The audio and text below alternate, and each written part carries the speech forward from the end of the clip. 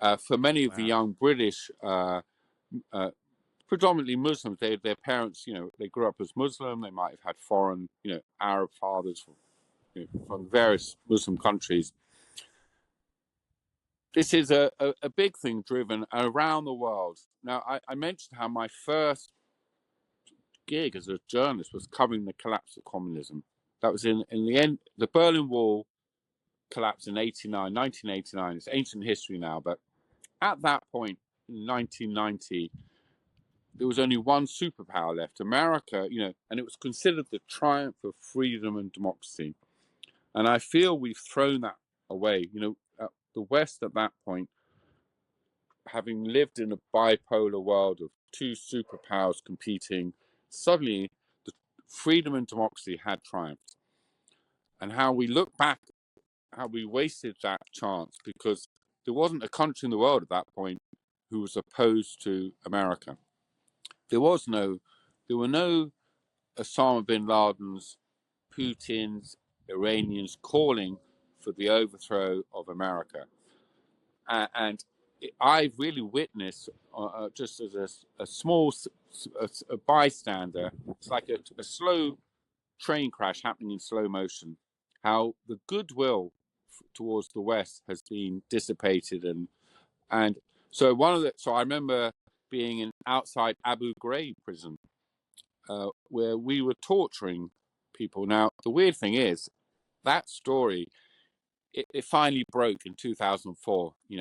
Photographs appeared, but everyone in Iraq knew that story, because I remember driving past that prison. I'd go from Baghdad to Fallujah, and these where the insurgency really was strong against the Americans. But every day, the queues outside, the lines of people waiting to see loved ones in Abu Ghraib just grew. So after a year, there was hundreds, thousands of people waiting to see their. And I stopped the car one day, and wow, the stories were old grannies telling me my son's he's did nothing. And then they were like, they're being raped, tortured. Now, here was the thing about me as a Westerner. I found it hard to believe these stories. This is before it broke in the news.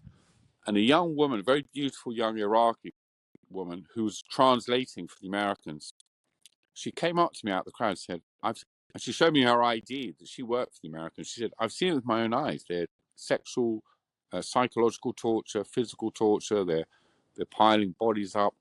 The BBC saw the interview and went, wow, we can't broadcast this because you haven't verified it. And I never forget that. So I knew about Abu Ghraib, and then it was 8 months later when American soldiers somehow leaked the photos to CBS and other people. Now, going back to answer your question, that sense of injustice was a huge recruitment tool, as is Gaza. So many of the young British Muslims went to Syria because they saw the hypocrisy. Whether we talk about human rights. Now, this is old. We should know this now, but that was a great recruitment. We parading prisoners in Guantanamo in orange boiler suits. Well, my friend, I had an American friend, James Foley, who was paraded in an orange boiler suit by ISIS before they beheaded him. So we created a lot of that, which Al-Qaeda, the whole plan for Al-Qaeda was they wanted America to come into Afghanistan. The invasion of Iraq, literally, we handed Al-Qaeda and his kind of allies a gift on a plate, because that was the best recruitment for anyone wanting to fight America. So yeah, I witnessed all of that.